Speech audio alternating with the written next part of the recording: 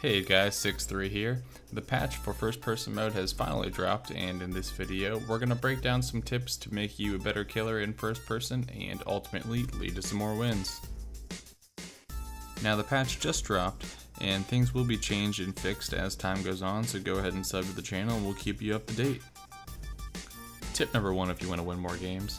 When dropping out of the plane, you want to drop into the less populated areas right now because the first 3 to 4 minutes of each game have a lot of lag and a lot of desync, and you want to spend that time looting instead of engaging in unnecessary gunfights where your bullets aren't registering in the correct places and your player is teleporting around a lot, as you can see, and you don't want to lose unnecessary gunfights to reasons other than your positioning or your gun skill. Now after the initial lag wears off, and you'll know when it does, feel free to re-engage in those early gunfights with other players, and I encourage you to do so.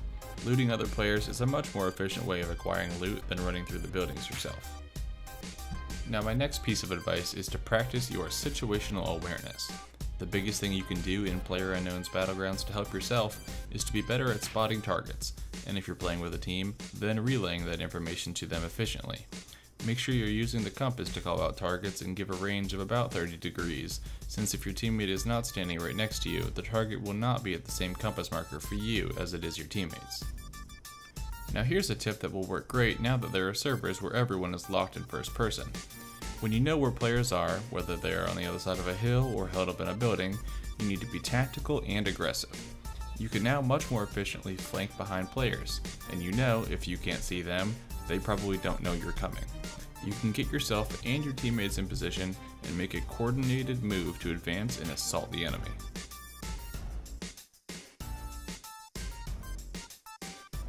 Now here's something I just wanted to make everyone aware of so that hopefully this doesn't impact anyone in an intense moment in a match. When going prone over loot boxes in first person, the camera shakes and stutters a good bit and could really impact your ability to see or to aim. Vehicles are an integral part of PlayerUnknown's Battlegrounds, with the vast majority of players needing to use some form of vehicle to cross the map and position themselves within the circle to stay relevant within the match. First person in vehicles feels like an entirely new game within itself, as the terrain can be pretty unforgiving. As you can see, small bumps come out of nowhere very quickly going at moderate speeds, so I do suggest driving on roads as much as possible. Now here we are driving down the road at roughly 70 miles per hour when we begin to be shot at and need to veer off the road for cover. Can you imagine flying off the road at highway speeds and not flipping a vehicle? We were fortunate here to not flip or to run into another team, but this will certainly not be the norm in first person.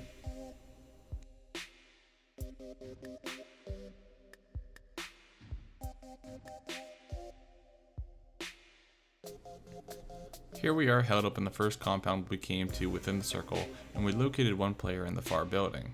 With everyone's vision being limited in first person, it will be necessary to rely much more on hearing the enemy, especially in close quarters, to pinpoint their location and make a move on them accordingly. Not only did we locate this player based on his footsteps in the building next door, we were able to sneak up on him and catch him while he was separated from his teammate in order to more efficiently clear the area. It would help if I didn't try to reload my weapon when the enemy still needs finished off, but that's what teammates are for. This further reinforces the fact that tactics and intel will play a much larger role in winning gunfights in first person only mode as opposed to the traditional third person mode when you can use the camera to your advantage.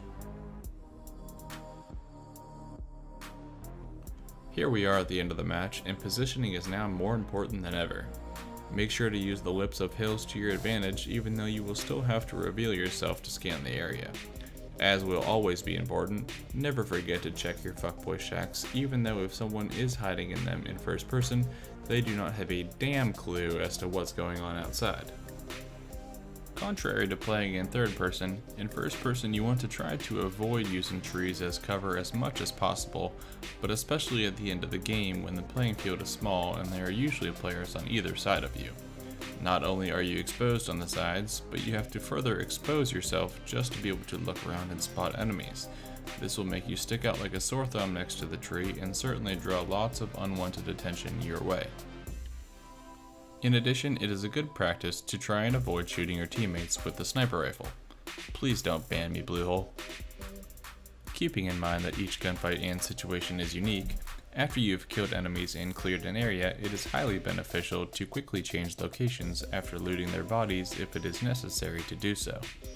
After shooting players and making lots of noise, especially in a small circle like this, all remaining players will undoubtedly look in that direction and may even make a move to push your position if it looks advantageous to them.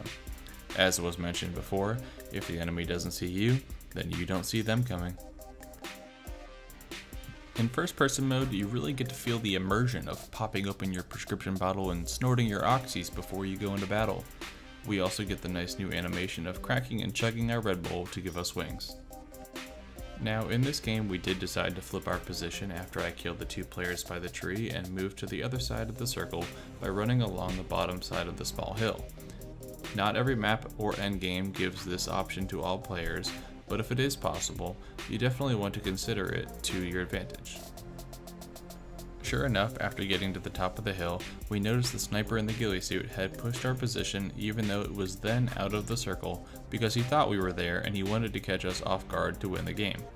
I'm not sure if it had anything to do with the first person or the lag with the servers, but the drop of my sniper shots didn't seem to be following the normal patterns I had been used to.